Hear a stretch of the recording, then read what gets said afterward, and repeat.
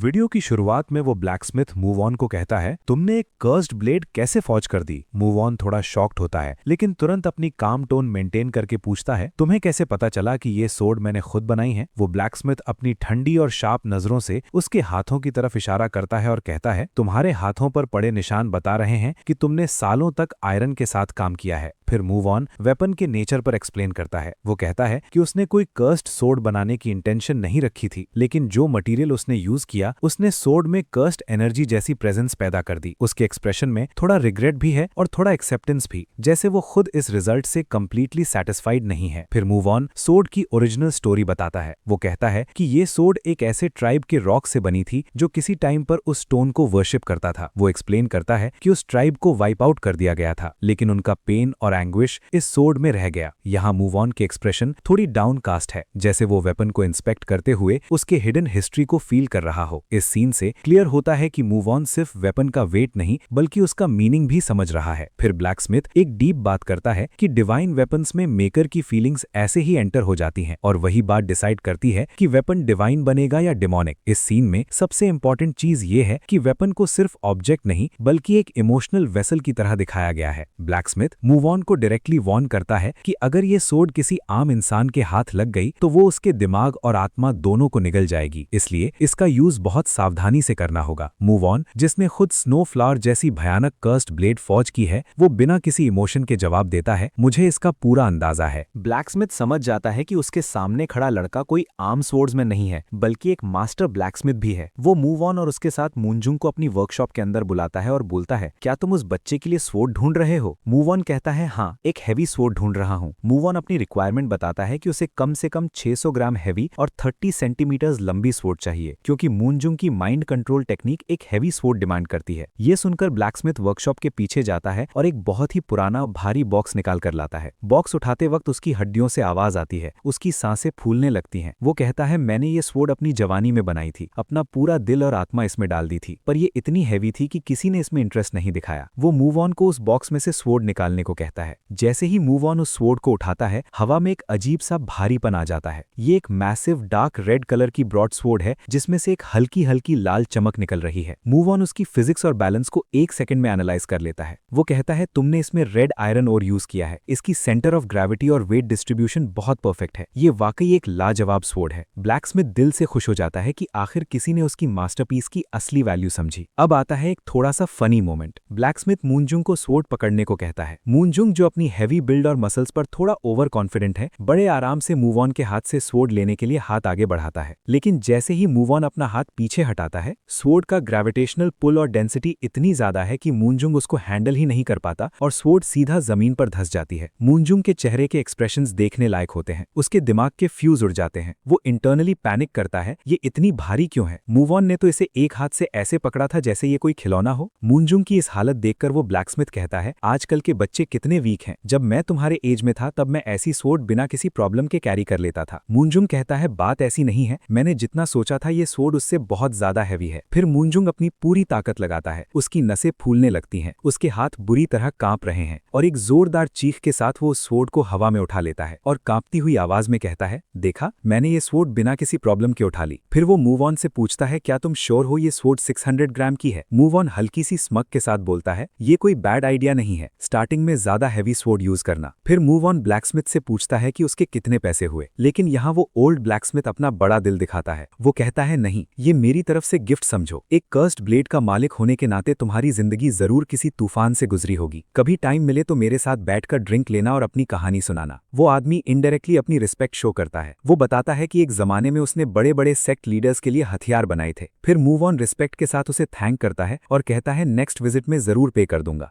जाते वक्त ब्लैकस्मिथ उस स्वॉर्ड का नाम बताता है, क्रिम्सन फैंग। शाम हो चुकी है, आसमान लाल रंग में रंगा हुआ है। सिचुआन प्रोविंस के एक स्ट्रीट कॉर्नर पर काफी भीड़ जमा है और शोर शराबा हो रहा है। मुंजंग और मूव ऑन भीड़ को चीरते हुए आगे बढ़ते हैं। वहां कुछ टिपिकल स्ट्रीट थग्स एक ओल्ड कपल को जलील कर रहे हैं। ओल्ड मैन उन थग्स से माफी मांग रहा है, पर उन थग्स का लीडर उसको बुरी तरह पीट रहा है। भीड़ में एक मस्कुलर आदमी ये देखकर इरिटेट हो जाता है कि सिचुआन जैसे बड़े प्रोविंस में, जहां ब्लू हिल सेक्ट, हाई माउंटेन सेक्ट और टैंग फैमिली जैसी टॉप टियर पावर्स राज करती हैं, वहां दिन दहाड़े ये कमीने आम लोगों को कैसे परेशान कर सकते हैं। वो मस्कुलर आदमी और कहता है कि सिचुआन में उन तीनों बड़ी पावर्स का आज क्या वजूद बचा है। फिर वो वॉरियर जाकर उस थग का हाथ रोक लेता है। ये देखकर वो थग्स गुस्से में पीछे मुड़ते हैं, लेकिन पीछे देखते ही उनका आसमान ब्लैकआउट हो जाता है। एक बहुत ही मैसिव बॉडी वाला वॉरियर उनके पीछे खड़ा होता है। उस वॉरियर की प्रेजेंस इतनी हैवी है कि थग्स की आत्मा कांप जाती है। जायंट वॉरियर बिना वार्निंग के एक थग का हाथ पकड़ता है और स्क्वीज करता है। बोन लिटरली क्रश हो जाता है। थग चीखता है, लेकिन उसे रिएक्ट करने का चांस नहीं मिलता। नेक्स्ट सेकंड एक सिंगल पंच उसके फेस पर लैंड होता है। इम्पैक्ट इतना हैवी होता है कि उसका हेड ऑलमोस्ट एक्सप्लोड जैसा लगता है। बॉडी सीधा पीछे गिर जाती है। फिर दूसरा थग सोर्ड लेकर चार्ज करता है। जायंट वॉरियर वेट नहीं करता, वो एक हेवी डाउनवर्ड पंच डायरेक्टली उसके हेड पर देता है। इम्पैक्ट से शॉक वेव क्रिएट होती है। जमीन टूट जाती है और थग का अपर बॉडी लिटरली ग्राउंड के अंदर दब जाता है। जैसे ही उनका एक और साथी गिरता है, तीसरा थग डेस्परेट अटैक करता है। स्टैब करने के लिए आगे बढ़ता है, पर वो जायंट वॉरियर लाइटनिंग स्पीड से उसके तरफ बढ़ता है और उसका हाथ कैजुअली पकड़ लेता है। वॉरियर की स्पीड इतनी तेज थी कि थग को समझ ही नहीं आता कि हुआ क्या। फिर वो जायंट वॉरियर सिर्फ अपनी एक उंगली से उस थग की नेक ब्रेक कर देता है। मूनजंग शॉक में मूव ऑन को बताता है कि उसने अभी एक वॉरियर को सिर्फ एक उंगली के फ्लिक से सामने वाले की नेक ब्रेक करते हुए देखा। मूव ऑन अपनी यूजुअल शांत टोन में कहता है, लगता है यहाँ की प्रॉब्लम सॉल्व हो गई, चलो चलते हैं, रात थोड़ी और ढल चुकी है। मूनजंग और मूव ऑन एक होटल में जाते हैं। जैसे ही वो स्लाइडिंग डोर खोलकर अंदर एंटर करते हैं, अंदर का नजारा टोटली चेंज हो जाता है। अंदर बैठे हुए बहुत सारे फाइटर्स एक सेकंड में अपनी जगह से खड़े हो जाते हैं और 90 डिग्री का डीप बाउ करते हुए एक साथ चिल्लाते हैं, वेलकम कैप्टन। मूनजंग बेचारा कंफ्यूज हो जाता है। वो खुद को और मूव ऑन को देखता है, कैप्टन, ये किसको कैप्टन बुला रहे हैं? तभी मूनजंग और मूव ऑन के ठीक पीछे से एक बहुत ही हैवी बेस बूस्टेड और दमदार आवाज गूंजती है। वापस आकर बहुत अच्छा लग रहा है। मेरे पीछे रास्ते में कुछ मजेदार हुआ क्या? जैसे ही फ्रेम घूमता है, हम देखते हैं कि ये वही जायंट वॉरियर है जिसने अभी बाहर उन थग्स की चटनी बना दी थी, और अब फाइनली उसकी आइडेंटिटी ऑफिशियली रिवील होती है। वो है Yong Museng, the captain of the iron sect. उसके चेहरे पर एक बहुत ही खतरनाक पर कॉन्फिडेंट स्माइल है। नेक्स्ट सीन में हम देखते हैं आयरन सेक्ट का वाइस कैप्टन, जो अपनी कैप्टन को मूव ऑन के कारनामे के बारे में बता रहा है। वो कैप्टन मूव ऑन की कहानी सुनकर मजे ले रहा है। वो मूव ऑन के बहुत पास झुकता है, ऑलमोस्ट उसका पर्सनल स्पेस तोड़ देता है और एक्साइटेड टोन में बोलता है, सच में ऐसा ही हुआ था? उसकी आंखों में एक्साइटमेंट चमक रही होती है। फिर वो जोर से हंसता है और बोलता है, मुझे पसंद आया। असली मर्द वही होता है जो अपने एक्शन से बात करे। फिर वो सीधा खड़ा होता है, चेस्ट आउट करके कॉन्फिडेंटली अपना इंट्रो देता है। मेरा नाम योंग मुस्योंग है। सामने मूव ऑन खड़ा है, बिल्कुल काम और कंपोज्ड। वो हल्का सा झुककर रिस्पेक्ट के साथ बोलता है, मेरा नाम जिन है। कैप्टन योंग थोड़ा सार्कास्टिक स्माइल के साथ कहते हैं, सुना है तुम्हारी पर्सनालिटी बहुत खराब है। तुमने हमारे वाइस कैप्टन को अपनी औकात दिखा दी थी। ये एक क्लियर पावर प्ले था, जहां योंग इनडायरेक्टली बता रहे थे कि उन्हें जिन के बारे में सब पता है। फिर योंग अपना हाथ आगे बढ़ाता है, एक इनवाइटिंग जेस्चर के साथ बोलता है, तुम बिल्कुल सही वक्त पर आए हो। हमारी मीटिंग शुरू होने वाली है, आओ बैठो। लेकिन तभी मिस यून रिस्पेक्टफुली बोलती हैं, कैप्टन योंग, माफ कीजिए। उनके टोन में हेजिटेशन है, जैसे वो श्योर नहीं है कि जिन को अलाउ करना सही है या नहीं, क्योंकि मूव ऑन आउटसाइडर है। योंग उनकी तरफ एक शार्प नजर डालता है और कामली बोलता है, मिस यून से ऑन, सुना है आप इस मिशन की लीडर हैं और इस लड़के का अंकल भी मिसिंग है, तो क्या इसका मतलब नहीं कि इसे यहाँ बैठने का हक है? बॉडीगार्ड जिनसेओंग तुरंत रिएक्ट करता है। उसके फोरहेड पर पसीना आ जाता है और वो बोलता है, लेकिन कैप्टन योंग, ये एक इंपॉर्टेंट एग्जीक्यूटिव मीटिंग है। लेकिन यहाँ कैप्टन योंग अपनी लीडरशिप दिखाते हुए कहते हैं, इससे क्या फर्क पड़ता है? अभी हमें मैन पावर की जरूरत है और जिसके पास ताकत है वही हमारे काम आएगा। ये सब सुन के मूनजंग हल्की सी नर्वस हंसी के साथ बोलता है, मुझे नहीं लगता मैं यहाँ फिट होता हूँ। फिर वो मूव ऑन को बोलता है, मैं अब जा रहा हूँ, मुझे आज भी ट्रेनिंग करनी है। मूव ऑन सिंपल रिप्लाई देता है, ठीक है, कल मिलते हैं। फिर सीन मीटिंग की तरफ आता है। कैप्टन योंग अपने एलीट आयरन सेक्ट मेंबर्स को इंट्रोड्यूस करते हैं, जो गांसू प्रोविंस से उनके साथ ज्वाइन हुए हैं। जियोक गाकवी, एक पागल सा दिखने वाला फाइटर जिसके हाथ में शार्प क्लॉज जैसा डैगर है। इसे इसका असली नाम भी याद नहीं है और इसका दिमाग पूरी तरह हिला हुआ है। मान सौजिन, एक लंबा शांत दिखने वाला स्टाफ यूजर जो लड़कियों को अपनी मीठी बातों में फंसाने का मास्टर है।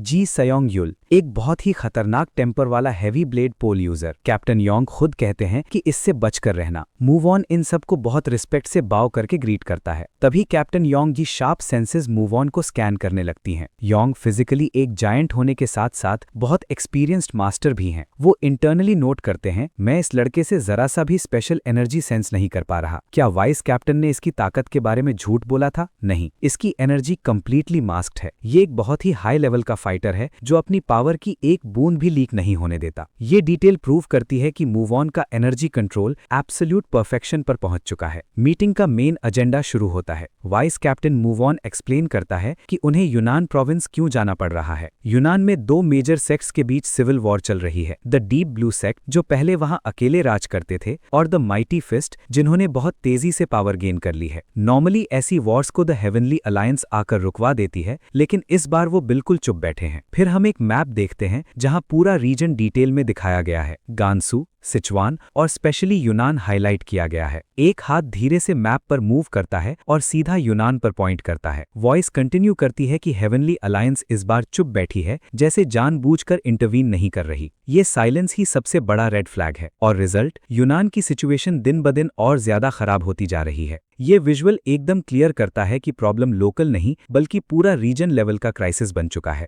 फिर व्हाइट ड्रैगन मर्चेंट्स के बॉडीगार्ड जिन सेओंग काम लेकिन विजिबली कंसर्न्ड एक्सप्रेशन के साथ बात करती है। उसकी आंखें सीरियस हैं, लेकिन अंदर का टेंशन क्लियरली फील होता है। वो बताती है कि सबसे ज्यादा इम्पैक्ट मर्चेंट्स पर पड़ा है, इंक्लूडिंग व्हाइट ड्रैगन मर्चेंट्स, और उन्होंने खुद माइटी फिस्ट को एक huge amount of money offer किया था कोऑपरेशन के लिए, लेकिन सिचुएशन फिर भी इंप्रूव नहीं हुई। ये लाइन हिडन इम्प्लीकेशन देता है, या तो माइटी फिस्ट सिचुएशन कंट्रोल नहीं कर पा रहा, या फिर कोई और फोर्स इस गेम को कंट्रोल कर रहा है। डिस्कशन कंटिन्यू होता है कि अब दूसरे मर्चेंट्स यूनान एंटर करना ही अवॉइड कर रहे हैं, क्योंकि लगातार इंसिडेंट्स हो रहे हैं। इसका डायरेक्ट इम्पैक्ट ये है कि प्रोविंस का इनकम सोर्स ऑलमोस्ट ड्राई हो चुका है। ये सिर्फ एक कॉन्फ्लिक्ट नहीं, एक इकोनॉमिक कोलैप्स की तरफ जा रहा है। योंग मुसोंग अपनी चिन को हाथ से सपोर्ट करता है, थोड़ा साइडवेज लीन करके सोचने लगता है। वो धीरे से बोलता है, क्या कोई जानबूझकर पैसे का फ्लो ब्लॉक कर रहा है यूनान के अंदर? वाइस कैप्टन बोलता है कि डीप ब्लू सेक्ट और माइटी फिस्ट दोनों ही सस्पिशियस लग रहे हैं। कैप्टन योंग तुरंत उस बात को पिक करता है और थोड़ा इंटरेस्ट के साथ पूछता है, क्या ये किसी थर्ड पार्टी का काम हो सकता है? मैं दूर से ही करप्शन की स्मेल ले सकता हूँ। उसका टोन हाफ जोकिंग है, लेकिन उसके वर्ड्स में कॉन्फिडेंस और एक्सपीरियंस दोनों रिफ्लेक्ट होता है। डिस्कशन अब डायरेक्ट एक्शन की तरफ शिफ्ट होता है। मूव ऑन क्लियरली समराइज करता है, अगर सच जानना है, स्पेशली मेरे अंकल के डिसअपीयरेंस का ट्रूथ, तो उन्हें खुद यूनान जाना ही पड़ेगा। ये डिसीजन अनअवॉइडेबल है। साथ ही रिवील होता है कि आयरन सेक्ट ऑलरेडी एक इन्फॉर्मेंट भेज चुका है वहां।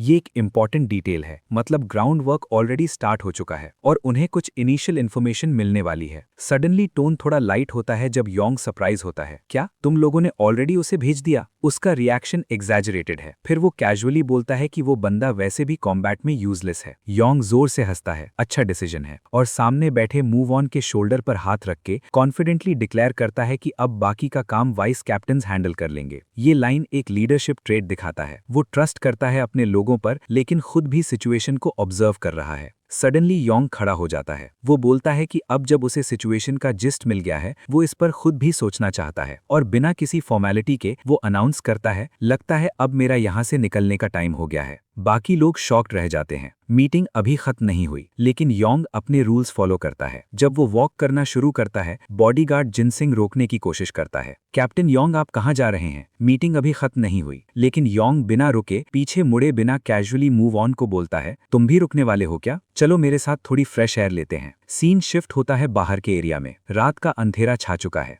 योंग और मूव ऑन साथ चल रहे हैं। चलते चलते कैप्टन योंग मूव ऑन को एक बहुत ही मैच्योर और डीप इनसाइट देते हैं। वो बताते हैं कि वाइस कैप्टन जोंगरी मूव ऑन भले ही थोड़ा रूड और चालू लगता हो, पर असल में आयरन सेक्ट का सारा दिमाग वही है। योंग कहते हैं, मैंने सारी एग्जीक्यूटिव रिस्पॉन्सिबिलिटीज उसके कंधों पर डाल दी हैं। वो बहुत ज्यादा स्ट्रेस और प्रेशर में रहता है ताकि आयरन सेक्ट बचा रहे। जब आपके पास प्रोटेक्ट करने के लिए बहुत कुछ होता है, तब आपको हर मूव कैलकुलेट करके चलना पड़ता है। योंग इनडायरेक्टली मूव ऑन से रिक्वेस्ट करते हैं कि वो जोंगरी की बातों का बुरा ना माने। ये दिखाता है कि योंग सिर्फ एक ब्रॉन मसल नहीं, बल्कि एक अच्छे लीडर की इमोशनल इंटेलिजेंस भी रखते हैं। चलते चलते वो दोनों एक सुनसान डेड एंड एली में पहुंच जाते हैं। मूव ऑन अचानक रुक जाता है और थोड़ी कोल्ड आवाज में पूछता है, कैप्टन, हम इस डेड एंड एली में क्यों आए हैं? कैप्टन योंग घूमते हैं। उनके चेहरे की मुस्कान पूरी तरह गायब हो चुकी है। उनकी आवाज डीप और ठंडी हो जाती है। वो एक डार्क स्माइल के साथ कहते हैं, डरो मत, मैं तुम्हें जिंदा नहीं खा जाऊंगा, आई प्रॉमिस। मूव ऑन भी अपनी नजरें सीधी योंग की आंखों में गाड़ देता है और एक स्पाइन चिलिंग लाइन बोलता है,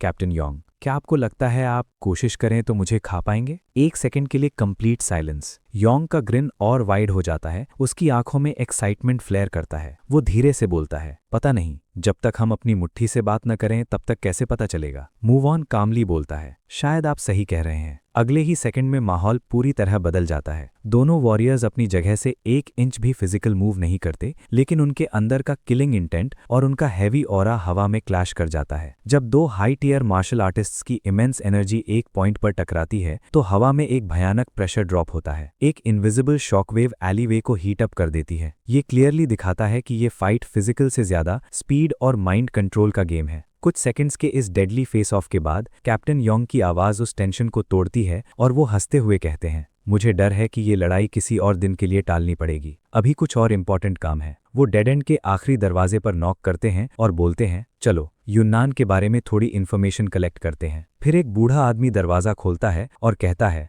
हम आज के लिए बंद हैं। पर कैप्टन योंग बिना रुके पासवर्ड बोलते हैं, मैं आयरन सेक्ट का कैप्टन हूँ, डार्क मूनलाइट। डार्क मूनलाइट सुनते ही बूढ़ा आदमी उन्हें इज्जत के साथ अंदर आने देता है। अंदर का नज़ारा एक बहुत ही हाई एंड खुफिया इंटेलिजेंस हब जैसा है। मूव ऑन थोड़ा हैरान होकर पूछता है कि ये कौन सी जगह है। योंग एक्सप्लेन करते हैं कि ये द ब्लैक मून की एक अहम ब्रांच है। ये एक ऐसी top secret intelligence gathering guild है जहां सिर्फ हाई रैंकिंग सेक्ट लीडर्स और टॉप टियर वॉरियर्स को ही एक्सेस मिलता है। एक आम इंसान यहां कदम तक नहीं रख सकता। जब मूव ऑन पूछता है कि उसको यहां क्यों लाए तो कैप्टन योंग एक बहुत बड़ी रियलिटी चेक वाली लाइन बोलते हैं, मैं बस तुम्हें दिखाना चाहता था कि दुनिया में ऐसी जगहें भी एग्जिस्ट करती हैं। ये दुनिया तुम्हारी सोच से कहीं ज्यादा बड़ी और मिस्टीरियस है, so be careful. Captain Yong actually move on को सिखा रहे हैं कि उसे अपने छोटे से घमंड में नहीं रहना चाहिए। मुरिम की दुनिया बहुत डार्क है। मूव ऑन का साइड प्रोफाइल दिखता है, उसकी आंखें थोड़ी नैरो होती हैं और वो कामली सोचता है, मतलब मुझे अभी और सीखना है, दुनिया के बारे में मेरा नॉलेज काफी कम है। फिर मूव ऑन क्वाइटली बोलता है,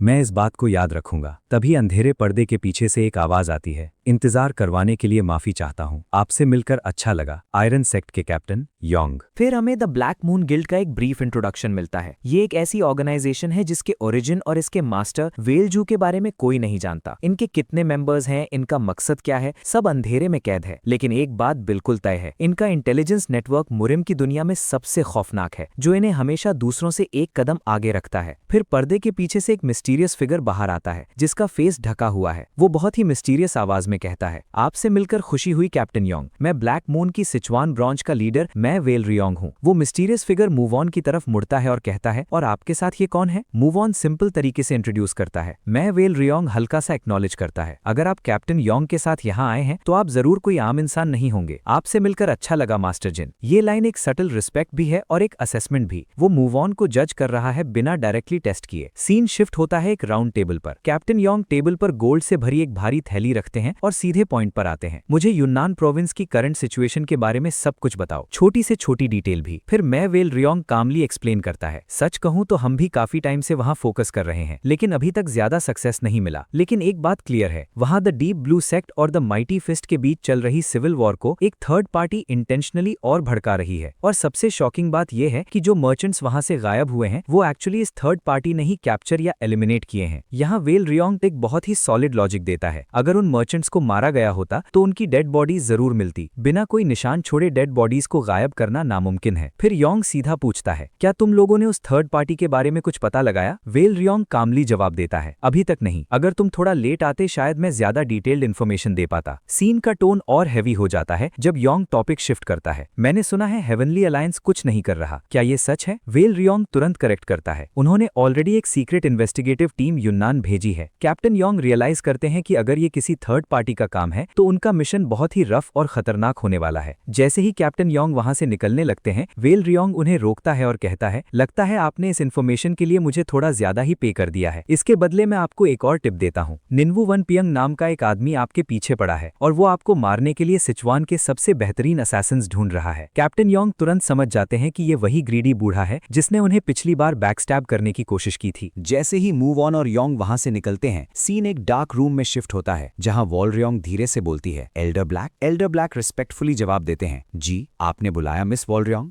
फिर वॉलरियोंग अपने चेहरे से पर्दा हटाती है और पहली बार उसका फेस क्लियरली रिवील होता है। उस डिस्गाइज के पीछे एक बहुत ही खूबसूरत पर शार्प लुकिंग औरत सामने आती है। ये है द ब्लैक मून की सिचुआन ब्रांच की लीडर मे वॉलरियोंग। वो एल्डर ब्लैक को रिपोर्ट करती है कि यूनान एंटर करते ही एक सीक्रेट मून एजेंट उनके पीछे लगा दिया जाए। एल्डर ब्लैक पूछते हैं, क्या एजेंट कैप्टन योंग के पीछे लगाना है? मे वॉलरियोंग का जवाब बिल्कुल अनएक्सपेक्टेड होता है, नहीं, उस एजेंट को जिन नाम के आदमी पर लगाओ और उसके लिए द स्काई टीम के किसी मेंबर को असाइन करो। एल्डर ब्लैक शॉक हो जाते हैं। The sky team? दोस्तों, द ब्लैक मून की हायरार्की 3 हिस्सों में बटी है। लोवेस्ट ह्यूमन टीम, उसके ऊपर लैंड टीम और सबसे ऊपर sky team. Old man shock में सोचता है, क्या वो आदमी इतना इंपॉर्टेंट है कि हमें हाईएस्ट रैंकिंग स्काई टीम से एजेंट असाइन करना पड़े? मे वॉलरियोंग इसका रीजन देती है, उस आदमी में कुछ तो बहुत ही सस्पिशियस है। मुझे उसके अंदर से किसी भी तरह की स्पेशल एनर्जी फील नहीं हुई। ये उसने इंटेंशनली कंप्लीटली मास्क कर रखी है। वो बाहर से शांत दिखता है पर उसके अंदर का मॉन्स्टर बहुत खतरनाक है। सीन कट होता है आउटसाइड रात के टाइम। योंग और मूव ऑन एक साथ चल रहे हैं। योंग कैजुअली बोलता है, अब तो कंफर्म हो गया, एक थर्ड पार्टी डेफिनेटली इन्वॉल्व्ड है। मूव ऑन कामली रिस्पॉन्ड करता है, तुम्हें पहले ही शक था, तुमने इनमें भी मेंशन किया था। योंग हल्का सा स्मर्क करता है, हाँ, तब सिर्फ डाउट था, अब प्रूफ मिल गया। फिर उसका एक्सप्रेशन सीरियस हो जाता है। अब जब हमें पता है कि एक हिडन प्लेयर है तो हम पहले से प्रिपेयर कर सकते हैं। फिर वो कैजुअली बोलता है, तो कह सकते हैं ये ट्रिप सक्सेसफुल था। सीन थोड़ा आगे शिफ्ट होता है और योंग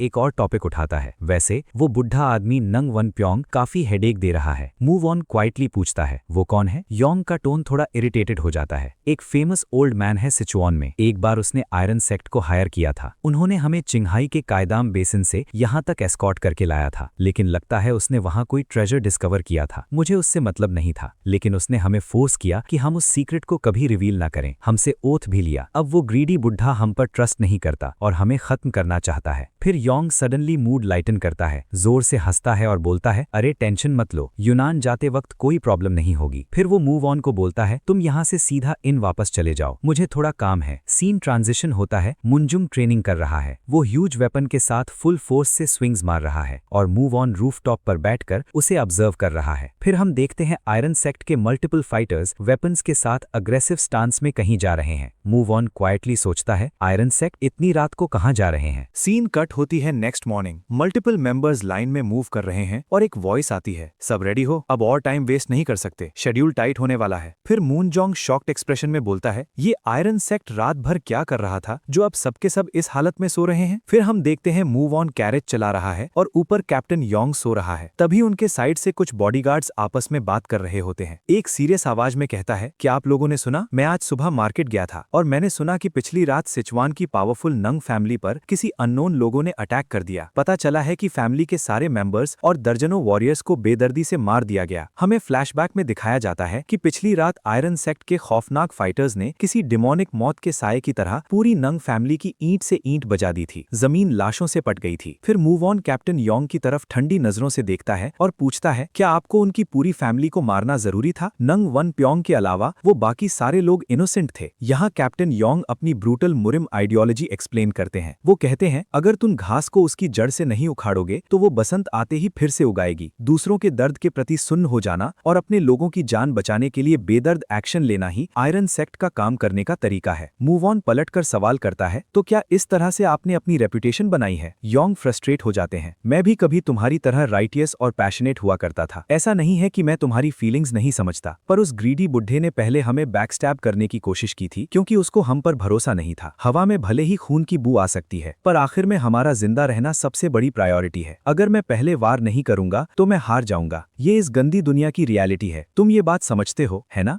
यहाँ माहौल फ्रीज हो जाता है। मूव ऑन अपनी आंखें नीचे करता है और एक ऐसी सैवेज लाइन बोलता है जो कैप्टन योंग के ईगो को हिला देती है। मूव ऑन कहता है, आप ये बात समझते हैं ना कि आप लोग कुछ नहीं, बस कावर्ड है। कैप्टन योंग को सीधा उनके मुंह पर कावर्ड बोलना। मूव ऑन का पॉइंट क्लियर है, जो लोग फ्यूचर के डर से आज बेगुनाहों को मार देते हैं वो ताकतवर नहीं बल्कि अंदर से डरपोक होते हैं। असली ताकत इनोसेंट को प्रोटेक्ट करने में है, उन्हें स्लॉटर करने में नहीं। योंग का फेस शॉक और गुस्से से फ्रीज हो जाता है। इस चिलिंग कॉन्वर्सेशन के बाद वक्त आगे बढ़ता है। कॉन्वॉय बड़े बड़े पथरीले पहाड़ों, सूखे रेगिस्तानों और मुश्किल रास्तों को पार करके आगे बढ़ रहा है और आखिरकार एक लंबा लंबा सफर तय करने के बाद वो एक ऐसी जगह पहुंचते हैं जहां का आसमान पूरी तरह से काले और खौफनाक बादलों से ढका हुआ है। ये यूनान प्रोविंस है। ऐसा लग रहा है जैसे उन्होंने हेल के दरवाजे पर कदम रख दिया हो। कैप्टन योंग सबको अलर्ट करते हैं, सब लोग अपनी गार्ड अप रखो। तभी अचानक कैप्टन योंग कुछ सेंस करते हैं। रेस्ट एरिया के बीच से कोई फास्ट स्पीड से उनकी तरफ मूव कर रहा है। मूव ऑन कैरेज में लीन करके बैठा है, लेकिन अचानक उसकी आंखें तुरंत खुल जाती हैं। उसका हैंड टाइट हो जाता है। वो फाइट के लिए रेडी हो चुका है। अगली ही फ्रेम में आगे के डीप फॉरेस्ट से किसी की बहुत जोर से चीख सुनाई देती है, हेल्प। और हम देखते हैं एक इंजर्ड गर्ल और एक ओल्ड मैन फॉरेस्ट से भागते हुए कॉन्वॉय की तरफ आ रहे हैं। उनकी हालत बता रही है कि उनके पीछे मौत हाथ धोकर पड़ी है। कहानी थोड़ा पीछे जाती है ताकि हमें इन दो भागते हुए लोगों का बैकग्राउंड समझ आए। हम देखते हैं टैंग क्लिफ विलेज, जो सिचुआन प्रोविंस की सबसे खतरनाक और फेमस जगह है। ये जगह टैंग फैमिली का घर है, वो परिवार जो पूरे मुरिम में अपने पॉइजन्स और डेडली वेपन्स के लिए खौफ का दूसरा नाम है। वहां टैंग फैमिली के हेड टैंग ग्योनवू, जिसे किंग ऑफ 10,000 पॉइजन्स कहा जाता है, अपने नेफ्यू टैंग किमुन से एक बहुत ही सीरियस बात कर रहे हैं। ग्योनवू बताते हैं कि हेवनली अलायंस ने उनसे जबरदस्ती कोऑपरेशन मांगी है, पर उन्हें इसमें एक बहुत बड़ी साजिश की बू आ रही है। ग्योनवू को पता है कि हेवनली अलायंस अंदर से कितनी करप्ट है, इसलिए वो किमुन को आदेश देते हैं कि अगर फैमिली पर कोई आंच आए तो वो उनकी ग्रैंड डॉटर टैंग मिरियो को लेकर वहां से फरार हो जाएं और फैमिली की लिनियज को बचाएं। फिर वो टैंग मिरियो से कहते हैं, अपने अंकल का ख्याल रखना, उसे फाइटिंग का कोई नॉलेज नहीं। वो कामली रिप्लाई करती है, जी ग्रैंडफादर, आप टेंशन मत लीजिए। गेट के बाहर multiple Tang clan members discipline तरीके से खड़े हैं। सबके हेड्स स्लाइटली बाउड हैं। ओल्ड मैन सबको सेफ जर्नी के लिए विश करता है। सीन कट होती है रात के फॉगी स्काई पर। नीचे से एक कैरावैन यूनान की तरफ मूव कर रहा है। हॉर्सेस स्टेडी पेस पर चल रहे हैं। पूरा ग्रुप एक फॉर्मेशन में जंगल के रास्ते बढ़ रहा है। मिरियो पीछे देख रही है, हल्की सी स्माइल के साथ सोचती है, अंकल किमुन कितना हार्ड वर्किंग है, पूरे ट्रिप में पॉइजन रिसर्च कर रहा है।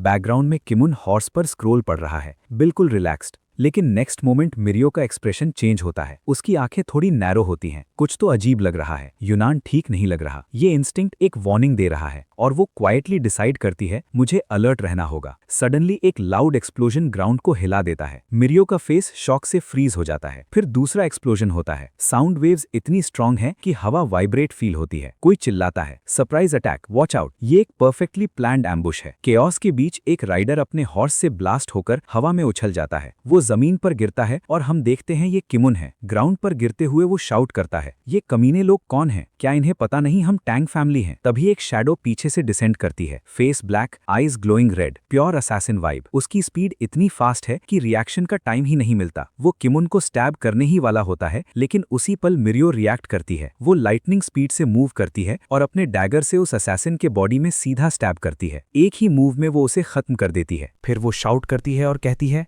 हम एम्बुश में हैं, हमें यहाँ से निकलना होगा। फिर वो लोग वहां से भागने लगते हैं, पर अचानक मल्टीपल शैडोज एक साथ मूव करते हैं। एनिमीज अलग अलग डायरेक्शन से कोऑर्डिनेटेड अटैक करते हैं। उनकी स्पीड इतनी हाई होती है कि सिर्फ उनके मूवमेंट के ब्लर लाइंस दिखते हैं। टैंक फाइटर्स डिफेंसिव फॉर्मेशन लेने की कोशिश करते हैं, लेकिन अटैकर्स क्लियरली बेटर कोऑर्डिनेशन और प्लानिंग के साथ आए हैं। मिरियो फिर से फास्ट मूवमेंट के साथ डैश करती है और एक स्मूथ टर्न लेती है। वो अपनी स्लीव से हिडन वेपन्स निकालती है, लेकिन फिर उसका अटेंशन सडनली शिफ्ट होता है और वो अपने अंकल की तरफ देखती है। उसकी आंखों में पहली बार क्लियर टेंशन दिखाई देता है। वो जोर से चिल्लाती है और अंकल को सिग्नल देती है। अंकल समझ जाता है और उसके बाद बिना एक सेकंड वेस्ट किए वो सीधा मिरियो की तरफ हाई स्पीड से डैश करता है। उसके मूवमेंट के साथ एक ग्रीनिश टॉक्सिक ट्रेल क्रिएट होता है। फिर वो एक पॉइजन बेस्ड टेक्निक मिरियो के वेपन पर परफॉर्म करता है। मिरियो बिना देरी किए वो वेपन असैसिन की तरफ थ्रो करती है। फिर एक मैसिव ग्रीन पॉइजन एक्सपल्जन होती है, लेकिन यहाँ एक बहुत ही डार्क रियलिटी सामने आती है। वो ब्लैक सूट वाले असैसिन्स इस पॉइजन के क्लाउड के बीच में से बिना रुके, बिना फ्लिंच किए आगे बढ़ाते हैं। मिरियो शॉक में हकलाती है, ये कैसे हो सकता है? ये जहर को इनहेल करने के बाद भी अटैक कर रहे हैं। ये असैसिन्स असल में माइंडलेस पपेट्स हैं, जिनका माइंड पूरी तरह से वॉश किया जा चुका है। उन्हें न दर्द महसूस होता है, न डर लगता है और ना ही उन्हें अपनी जान की परवाह है। उनका सिर्फ एक मिशन है, टारगेट को मिटा दो। तभी एक अटैकर अचानक क्लोज रेंज में अपीयर होता है और अंकल किमुन पर चार्ज करता है। लेकिन नेक्स्ट मोमेंट अंकल किमुन खुद फॉरवर्ड डैश करता है और अपनी लिमिट एक्सेप्ट करते हुए बोलता है,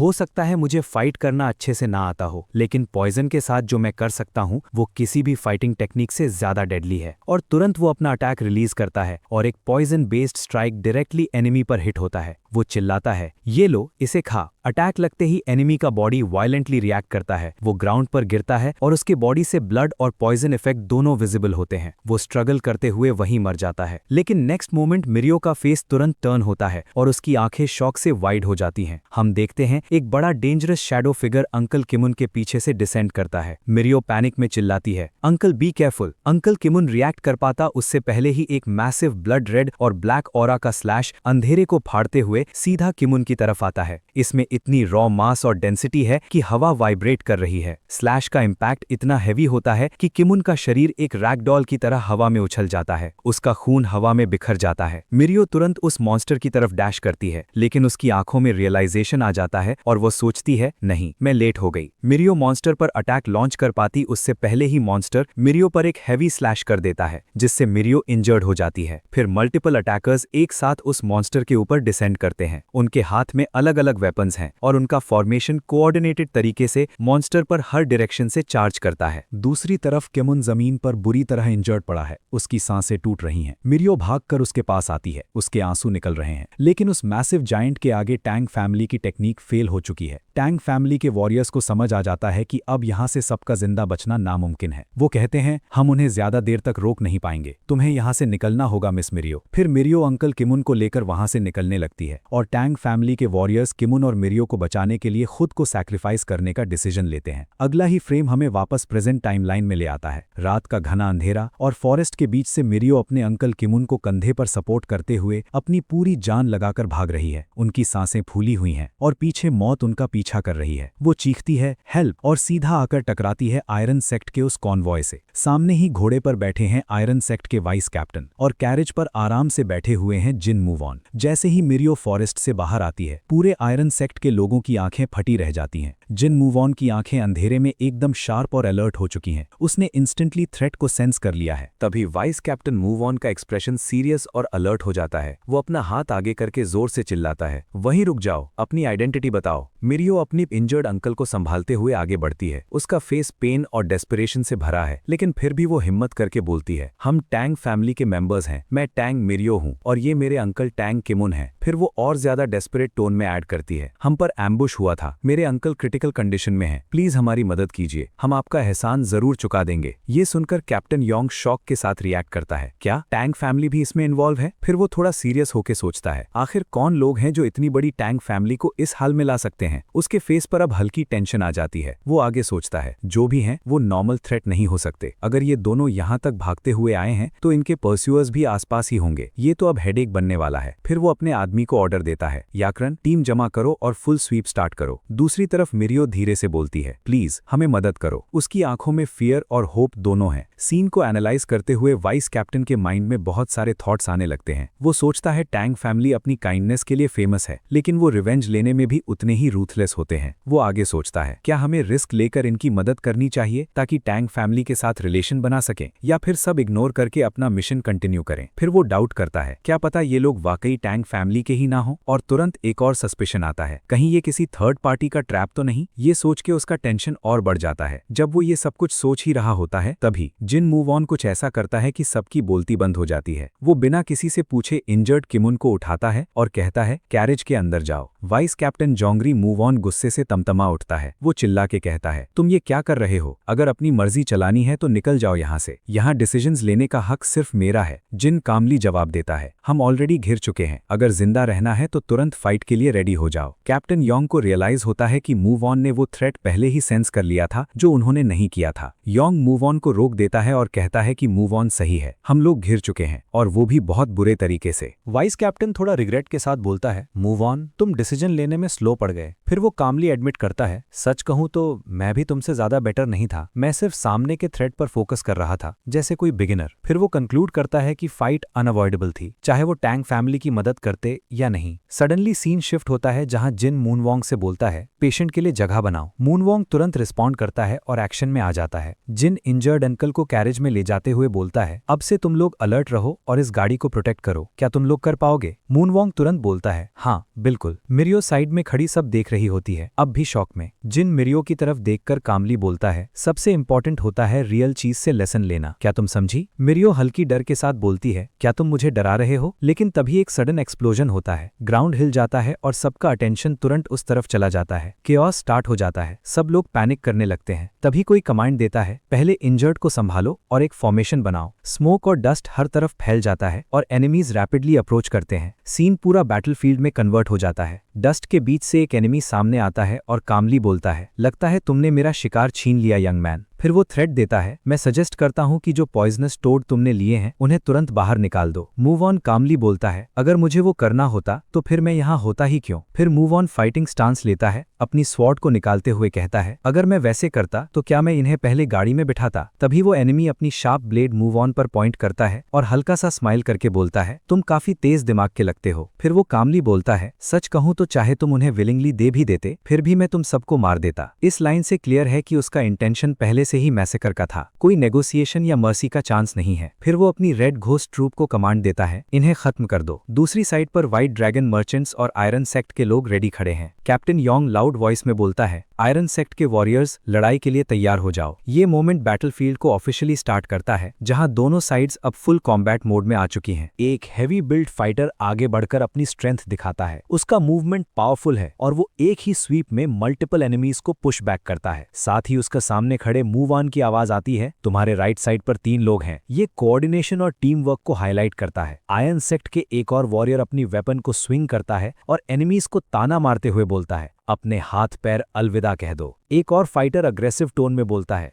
दूर हो जाओ अगली बास्टर्ड्स, और रैपिड मूवमेंट के साथ मल्टीपल स्ट्राइक्स एग्जीक्यूट करता है। फिर एक और इंटेंस मोमेंट आता है जहां एक फाइटर एनिमीज पर मल्टीपल एरोज शूट करता है और शॉक में बोलता है, ये लोग मर क्यों नहीं रहे। इसका मतलब है कि एनिमीज एक्सपेक्टेड डैमेज के बाद भी नहीं मर रहे, जो उनकी अबनॉर्मल ड्यूरेबिलिटी को शो करता है। एक वॉरियर अपनी स्टांस स्ट्रॉन्ग करके चैलेंज देता है, मैं तुम सबको काट दूंगा। उसका फेस अग्रेसिव है, वो अपना अटैक कंटिन्यू करता है, पूरी बॉडी का वेट यूज करके एक हैवी डाउनवर्ड स्ट्राइक देता है। उसका मूवमेंट सर्कुलर है, जिसमें वो पूरा एरिया कवर करता है ताकि एक से ज्यादा एनिमीज को हिट कर सके। बॉडीगार्ड जिनसेंग एनिमी को कन्फ्रंट करके पूछता है, क्या तुम लोग इस सब के जिम्मेदार हो, और फिर गुस्से में ऐड करता है, तुमने थर्ड यंग मास्टर के साथ क्या किया। उनके पीछे मिस सेओन दिखाई देती हैं, जो वेपन पकड़े हुए स्लाइटली ट्रेम्बल कर रही हैं। उसकी आंखों में फियर है, लेकिन फिर भी वो फाइट से पीछे नहीं हट रही। नेक्स्ट मोमेंट एनवायरनमेंट डार्क हो जाता है और एक शैडो एनिमी उसके पीछे अपीयर होता है। ये सडन अपीयरेंस उसे कंप्लीटली ऑफ गार्ड पकड़ता है। उसका फेस शॉक से फ्रीज हो जाता है।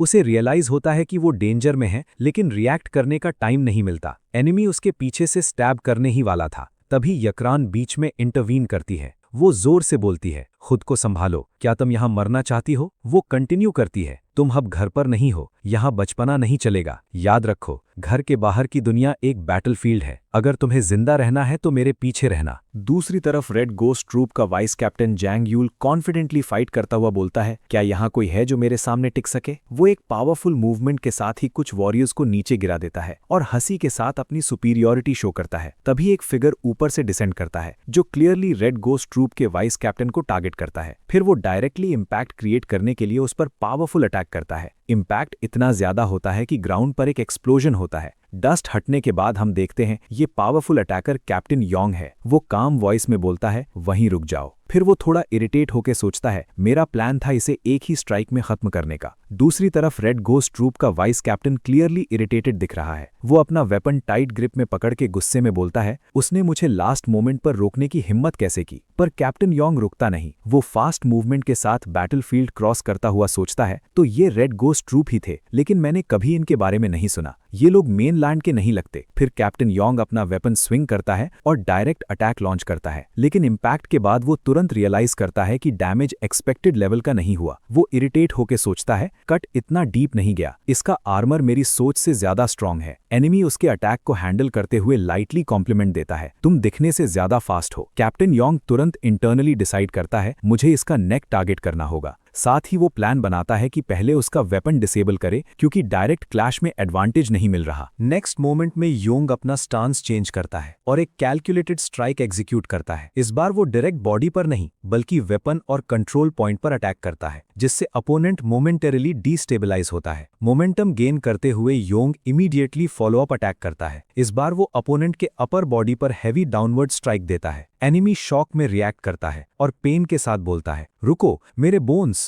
ये क्लियरली दिखाता है कि अटैक इफेक्टिव रहा है और डैमेज पेनिट्रेट कर गया है। योंग का एक्सप्रेशन कंप्लीटली चेंज हो जाता है। अब वो फुल एग्रेशन मोड में है। वो चिल्लाता है और अपनी पावरफुल टेक्निक एक्टिवेट करता है, dragon scale blade. Attack land होते ही मैसिव एक्सप्लोजन होता है और एनिमी का बॉडी इम्पैक्ट के बाद अनस्टेबल हो जाता है। योंग कहता है, मुझे इनमें से एक को जिंदा पकड़ना होगा, तभी सच पता चलेगा। वो डिसाइड करता है, मुझे उनके कैप्टन को पकड़ना होगा। फिर वो वहां से जाने ही वाला था, लेकिन तभी उसके पीछे से एक सडन प्रेजेंस फील होता है। तभी सीन शिफ्ट होता है मूव ऑन और एनिमी कैप्टन पर। दोनों के वेपन्स कोलाइड करते हैं और एक इंटेंस क्लैश होता है। एनिमी स्पीड के साथ स्ट्राइक करता है और उसे कॉम्प्लीमेंट देता है। तुमने हमें एम्बुश से पहले ही नोटिस कर लिया, इम्प्रेसिव। जिन उसे डायरेक्टली कन्फ्रंट करता है और पूछता है, क्या तुम लोग ही हो जो सब मर्चेंट्स के डिसअपियर होने के पीछे हो, और यूनान में जो कुछ हो रहा है उसका भी तुमसे रिलेशन है? एनिमी कामली जवाब देता है, मैं सिर्फ एक टूल हूं लोगों को पकड़ने और मारने के लिए। जो असली मास्टरमाइंड है वो कोई और है। वो बात खत्म करते ही सडन मूवमेंट के साथ अटैक करता है, लेकिन जिन इंस्टेंटली रिएक्ट करता है और एक क्लीन मोशन के साथ अटैक इवेड करता है और साइड पोजीशन ले लेता है। फिर जिन अपना काउंटर लॉन्च करता है। उसका अटैक डायरेक्ट और फास्ट है, एक कर्व्ड ट्रेजेक्ट्री में जो अपोनेंट के डिफेंस को बाईपास करता है। एनिमी क्लियरली सरप्राइज्ड हो जाता है, क्योंकि उसने इतनी स्पीड एक्सपेक्ट नहीं की थी।